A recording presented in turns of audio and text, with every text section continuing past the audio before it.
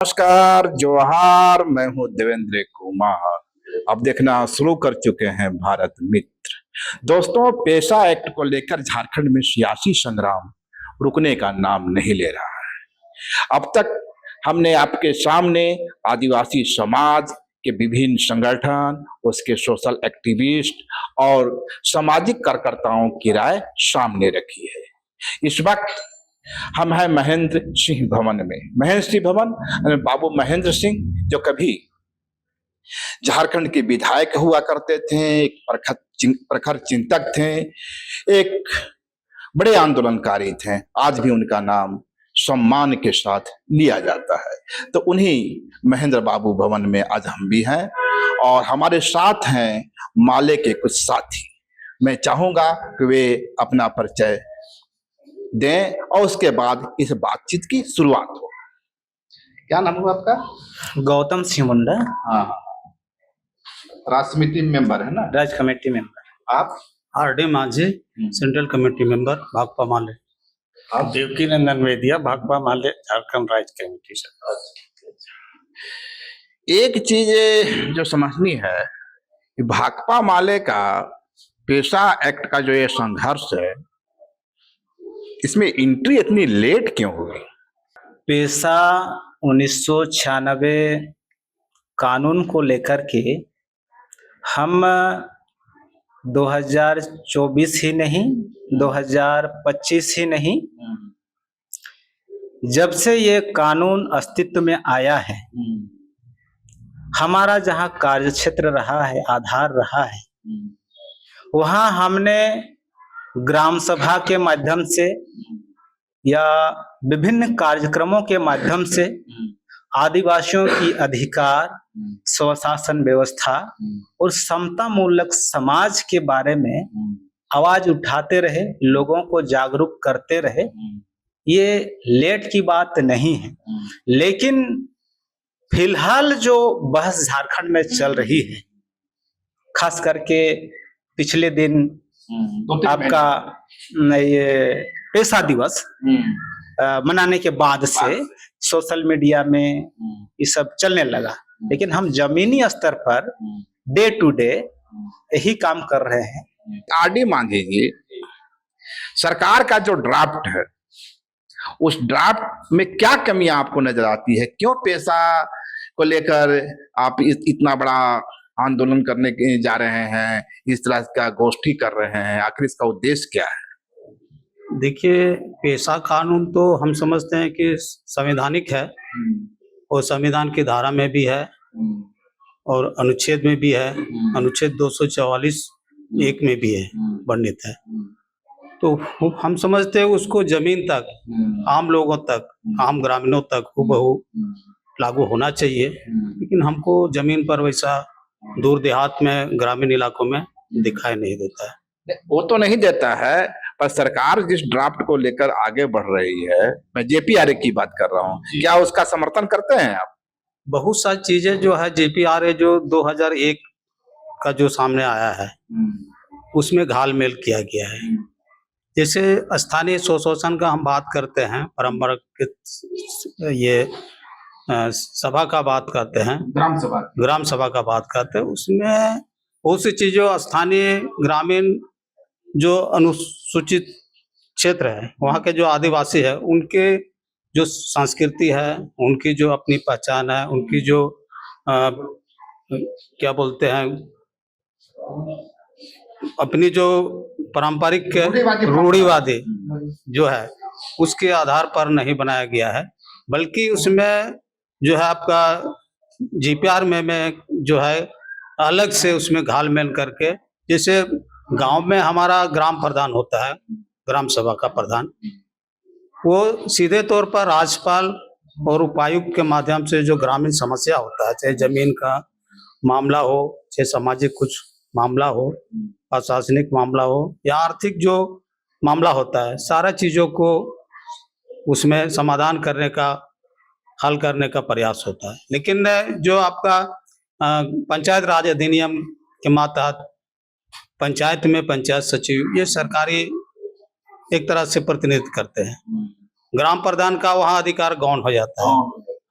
तो ये वो आपका पंचायत सचिव, उनके ऊपर जाइएगा तो वीडियो हो जाते हैं, उनके ऊपर जाइए तो अलग जो है उनका पंचायत राज का जो अधिकारी होते हैं, सरकार का जो सिस्टम उसके तहत जाने लगता है। उससे क्या होता है कि उसमें आपका जैसे हम भूमि बचाने का बात करते हैं, भूमि अधिग्रहण का बात करते हैं, तो गांव वालों का, ग्राम प्रधान का उसमें अधिकार जो है छीना जाता है। वो सीधे तौर पर आपका पंचायत राज का जो अधिकारी होते हैं, जो सरकार का सिस्टम पे उनके मातहत होने लगता है। यही कारण है कि बहुत सा जमीन जो है अभी आदिवासियों का जो है बचा ही नहीं है। बहुत सारी चीजें जो है आदिवासी का जो परंपरागत चीजें थी, जो महत्वपूर्ण अधिकार था, वो सारा चीज समाप्ति की दौर में। और सवाल यह है ना कि आखिर सरकार के ड्राफ्ट में यदि आपको खामी नजर आती है तो इसका विकल्प क्या है, कि क्या इसका एक अल्टरनेटिव ड्राफ्ट आपने तैयार किया? जी, हम लोग सांगठनिक तौर तरीका से इसको हम लोग कर रहे हैं, और आने वाला दिनों में हमारे संगठन से भी, पार्टी से भी ये ड्राफ्ट। क्या आपको भी लगता है कि सरकार के ड्राफ्ट में खामी है? जी, क्योंकि अभी झारखंड सरकार हेमंत सोरेन ने जिस तरीके से पेशा को एक नए प्रारूप में सामने लाया है, इसमें 1996 का जो पेशा कानून है उसको अक्षरश लागू नहीं कर रही है, बल्कि ये सरकार झारखंड के ऊपर जो शासन चलाना चाहती है या बड़े कॉर्पोरेट कंपनियों को लाना चाहती है, उसको सहयोग करना चाहती है, उस अनुकूल इस झारखंड के आदिवासियों के अधिकार को वंचित करके उन कंपनियों को हितों को साधने के दृष्टि से इसमें ऐसा मतलब जो प्रस्ताव लाया है, इसमें इस तरीके से सुधार करके, घालमेल करके वो आदिवासियों को अधिकार पे करा के छीनने का कोशिश की गई है। गौतम जी, क्या आपको भी लगती है कमी सरकार के ड्राफ्ट में? जी, पहले तो हम ये समझना चाहेंगे आदिवासी समाज क्या है, और भारत देश में संविधान के अंदर भी अलग से इनको विशिष्ट प्रावधान क्यों दिया गया है। मूलतः बात यह है, अगर हम इतिहास में थोड़ा जाएं तो आदिवासी समुदाय हमेशा एक अनुकूल वातावरण में जीने का कोशिश करता है। उसके विरुद्ध अगर कुछ कार्रवाइयां होती हैं तो ये लड़ते हैं। उस हिसाब से मैं ये कहना चाहता हूं, औपनिवेशिक काल में भी जो डिस्ट्रिक्ट शेड्यूल एक्ट 1874 बना, क्योंकि आदिवासियों को लग रहा था कि हमारा अस्तित्व खत्म हो जाएगा, जो मौजूदा आपका शासन व्यवस्था है, तो इसके खिलाफ लड़ना चाहिए। हम उनके अंदर सामान्य रूप से नहीं जी सकते हैं। हमारी अलग परंपरा है, हमारी अलग सांस्कृतिक विरासत है, हमारी अलग पहचान है। इसको बचाने के लिए हमें लड़ना चाहिए। और लोगों ने लड़ा और बाध्य होकर उस समय 1874 का शेड्यूल डिस्ट्रिक्ट एक्ट बना, बाध्य हुआ। उसके बाद आजादी के समय में जो भारतीय संविधान बनाया जा रहा था, तो लड़ करके जिन इलाकों को अपना आदिवासी इलाका के रूप में संरक्षित किया गया, उसी इलाकों को 5वीं अनुसूची और 6ठी अनुसूची में रखा गया। और तब से समझा भी गया कि आदिवासी अपनी अस्तित्व बचाने के लिए, प्राकृतिक संसाधनों को बचाने के लिए, अपनी जल जंगल जमीन बचाने के लिए जान देना क्यों चाहते हैं, गोली खाना क्यों चाहते हैं। तब बाध्य होकर के आदिवासियों के पक्ष में कानून बनता है। अभी अगर हम देखें 5वीं अनुसूचित जिलों में पेशा कानून लागू करने का, तो आधार वही है कि आदिवासी समाज को संरक्षित, संवर्धित, उनका सांस्कृतिक पहचान बचे रहे और उनका विकास भी हो। इसीलिए ये 5वीं अनुसूची है, 6ठी अनुसूची है, और पेशा भी इसीलिए है ताकि ये बचे रहे। न कि रेड इंडियन नामक आदिवासी की तरह ये विलुप्त हो जाए। ये चिंता सरकार की है, तब 1996 में ये पेशा एक्ट भी बना है। लेकिन अभी अगर हम झारखंड में देखें, ये बहस चल रही है और इसमें हमारी अगर आपत्ति है तो हमारा जो अनुभव कहता है, जब जब नए कानून बनते हैं, जब जब नए अधिनियम आते हैं, तब आदिवासियों का कुछ न कुछ माइनस होता है, घटता है, छीना जाता है। तो झारखंड में भी वही कोशिश है कि 5वीं अनुसूचित क्षेत्र है, इसको ही कम कर रहा है, सीमित कर रहा है। और आप नगर पालिका, नगर परिषद, ये सबको झारखंड पंचायत राज अधिनियम 2001 में देखिएगा। जबकि एक तरह से हम ये भी कहें कि भूमि अधिग्रहण के सवाल पर जब अनुसूचित क्षेत्रों में खास करके जब एक ही विषय पर कोई कानून बनता है, सेंट्रल का और राज्य का, तो वह सेंट्रल का ही माना जाएगा। लेकिन इसमें आपका भूमि अधिग्रहण कानून में राज्य सरकार का आपका 2015 वाला को डाल दिया है और हमारा जो सेंट्रल का जो भूमि अधिग्रहण कानून है उसको तो खत्म ही कर दिया है। जबकि सेंट्रल वाला में साफ साफ कहा गया है कि सरकार को अगर जमीन देना है किसी योजना परियोजना के लिए तो 70% लोगों का ग्राम सभा का सहमति होना चाहिए। प्राइवेट को अगर देना है तो 80% होना चाहिए। लेकिन मौजूदा जो ड्राफ्ट में और पंचायत राज अधिनियम 2001 के तहत ये भूमि अधिग्रहण का सवाल जो है, यह कहीं न कहीं आदिवासी क्षेत्र का खान खनिज प्राकृतिक संसाधनों को कारपोरेट घरानों के हवाले करने का एक प्रावधान मौजूदा प्रस्तावित ड्राफ्ट में है। इसीलिए इसको तो संशोधन करना ही पड़ेगा और जो सेंट्रल द्वारा आपका भूमि अधिग्रहण कानून है उसी को झारखंड में अनुसूचित क्षेत्रों में लागू करना पड़ेगा। पहला तो जमीन के सवाल पर यह बहुत बड़ा सवाल है, इसको हम कतई बर्दाश्त नहीं कर सकते हैं और इसके लिए हम हमेशा लड़े हैं, तो इसमें भी हम लड़ेंगे। अगर ऐसा होता है तो हम संघर्ष के रास्ते सड़क पर जरूर उतरेंगे। दूसरी, अगर हम परंपरा की बात करते हैं तो आदिवासी समाज को किस रूप में जाना जाता है? आदिवासी समाज को समता मूलक समाज के रूप में जाना जाता है, लेकिन आप समता मूलक समाज को विषमता मूलक समाज में कैसे परिवर्तित कर रहे हैं, ये समझने की बात है। इसीलिए ये समता मूलक समाज में समता का भाव इस मौजूदा ड्राफ्ट में दिखता नहीं है। आप यहाँ ऊंच नीच भेदभाव को भी आपने यहाँ रखा है। तो इसीलिए समता मूलक समाज का मतलब ग्राम सभा के अंदर जितने भी संसाधन है वो समाज का होता है, किसी व्यक्ति विशेष का नहीं होता है, समुदाय का होता है, किसी व्यक्ति विशेष का नहीं होता है। और स्वशासन व्यवस्था का मतलब उस जगह पर हम अपने तरीके से शासन व्यवस्था चलाएंगे। जैसे कि आपका पूजा पद्धति में देखिएगा तो पाहन का प्रावधान है। अब जमीन वाला जो सरकार को कर देना है, टैक्स देना है, चंदा देना है, ग्राम प्रधान रसीद काटता है पूरा गांव का और जो शेष राशि बचता है वो सरकार को जमा देती है। तो इसीलिए समाज को असमानता के दिशा में भी धकेलने का प्रयास किया जा रहा है। यहाँ भी संशोधन करने की जरूरत है कि व्यक्ति विशेष को कोई शक्ति नहीं, समाज को शक्ति दीजिए, व्यक्ति विशेष को कोई अधिकार नहीं, समुदाय को अधिकार दीजिए। ये प्रावधान पेशा के तहत झारखंड सरकार का प्रस्तावित नियमावली में आना चाहिए।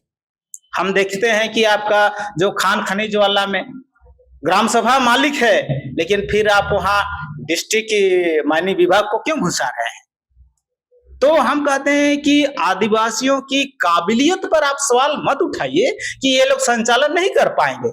हमने आदिकाल से अपने समाज को चलाया है, आगे भी चलाएंगे और विकास करेंगे, प्रगति पथ पर आगे बढ़ाएंगे। इसीलिए पेशा का जो 23 प्रावधान है हूबहू हमको दे दीजिए, हम अपने ढंग से उसको चला लेंगे। ये हमारी प्रमुख मांग है, इसमें किसी प्रकार का कोई कटौती नहीं चलेगा। लेकिन एक सवाल तो यह बनता है ना कि आप इंडिया गठबंधन का हिस्सा है, मौजूदा सरकार के साथ भी हैं, आपके समर्थन से सरकार चल रही है, फिर सरकार आपकी बात सुनती क्यों नहीं? हमारी बातों को सरकार सुनेगी जरूर, ऐसा नहीं है। जब हम सरकार में शामिल है, निश्चित रूप से वहां पर हमारे जो प्रतिनिधि है बात को लाएंगे ही, जहां सदन है।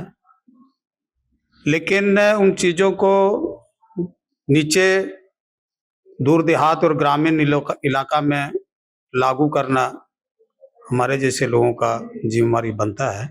आप लागू कैसे कीजिएगा? सरकार ड्राफ्ट बनावेगी तब तो लागू कीजिएगा। देखिए, एक जन जागरण के द्वारा, एक आंदोलन के द्वारा हम लोग ये बहुत सारा चीज जो है सरकार के सामने लाने का भी काम करते हैं। तो सरकार दूसरे की रहेगी तब तो, सरकार तो आपकी है, तो आप जन जागरण क्यों कर रहे हैं? आप सरकार से वार्ता कीजिए। वार्ता एक जगह पर है, लेकिन हमारा लड़ाई, हमारा नीचे जहां भी समस्या होगी, जहां भी संकट होगी, हमारी लड़ाई तो वहां जारी रहेगा। ऐसा नहीं कि हम सरकार में शामिल है तो हम कुछ नहीं बोलेंगे, सरकार जैसे चाहेगी वैसा नियम कानून सारा चीजें आएगी। पैसा एक्ट के सवाल पर तो देखने को मिल रहा है कि छोड़ दीजिए सरकार की बात, आपकी पार्टी ही आपके साथ नजर नहीं आती है। अभी मौजूदा मेरे साथ आप 3 लोग हैं, ये तीनों आदिवासी समुदाय से आते हैं, तो समान जाति के लोगों या समान जाति के नेतृत्व ने आपका साथ कहाँ दिया? वो तो कहा कि आदिवासियों का मुद्दा है, आदिवासी लोग समझेंगे, तो आदिवासियों का मुद्दा आदिवासी लोग समझेंगे, और दूसरे जातियों का मुद्दा है तो राष्ट्र का मुद्दा है। यही तो आपका पार्टी का स्टैंड है। नहीं, इसमें वैसा बात नहीं है। आप अभी जो विचार गोष्ठी चल रही है वो, हम आदिवासी हैं तो हमारा संगठन आदिवासी संगठन भी है, आदिवासी संघर्ष मोर्चा।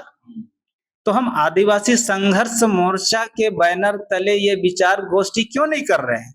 ये पार्टी का ही एक लाइन है और पार्टी बैनर से ही इस पेशा का लड़ाई को हम लड़ रहे हैं। ये उदाहरण मौजूदा जो बैनर में लिखा हुआ है दिखता है कि ये पार्टी लड़ रही है। सवाल तो यह है ना कि पैसा की लड़ाई लड़ रहे हैं। आपके पूर्व विधायक हैं राजकुमार यादव जी, आपके पूर्व विधायक हैं विनोद सिंह जी, कहाँ है आज वे? कोई तो नहीं आया आपके कार्यक्रम में?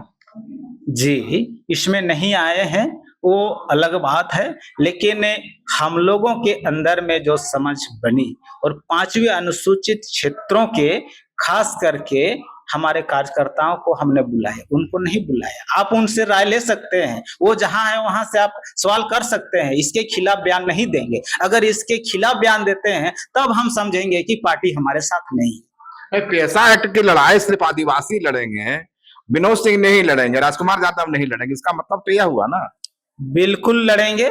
और पिछले समय में जो भी सभाएं हुई थी उसमें आप ये राजकुमार यादव जी का भी भाषण सुनेंगे तो उसमें आदिवासियों की बात है, पेशा की भी बात है। ऐसा सवाल नहीं है कि भाकपा माले के जाति को अलग करके, किसी धर्म को अलग करके कोई लड़ाई लड़ना चाहती है, ऐसी बात नहीं है।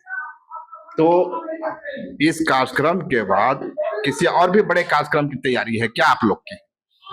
जी, एक तो है कि अभी हम लोग सामूहिक रूप से अभी विचार कर रहे हैं, और ये विचार करने के बाद जितने हमें अभी वर्तमान सरकार द्वारा लाई गई जो ड्राफ्ट है और उस ड्राफ्ट में जो हमारी असहमतियां बन रही है, उन तमाम असहमतियों पर हम सरकार के ऊपर इसको संशोधन करके और पूरी आदिवासियों के हित अधिकार भावनाओं को संरक्षित करते हुए इसको संशोधन करके ड्राफ्ट को ठीक करें और अक्षरश पेशा को झारखंड में लागू किया जाए। इसके लिए हम निश्चित तौर पर हम विधानसभा में भी हमारे भाकपा माले के विधायक उठाएंगे और हम आदिवासी समुदाय या हमारी पार्टी भी जमीनी में इसकी लड़ाई लड़ेगी। 24 फरवरी से विधानसभा बजट सत्र की शुरुआत होनी है, उसके बाद शायद कुछ सामान्य चीजों पर भी चर्चा हो, तो क्या माना जाए कि माले की ओर से पेशा एक्ट को लेकर विधानसभा में सवाल खड़ा किया जाएगा? बिल्कुल सवाल किया जाएगा और पार्टी का जो पक्ष है इससे सरकार को अवगत कराया जाएगा।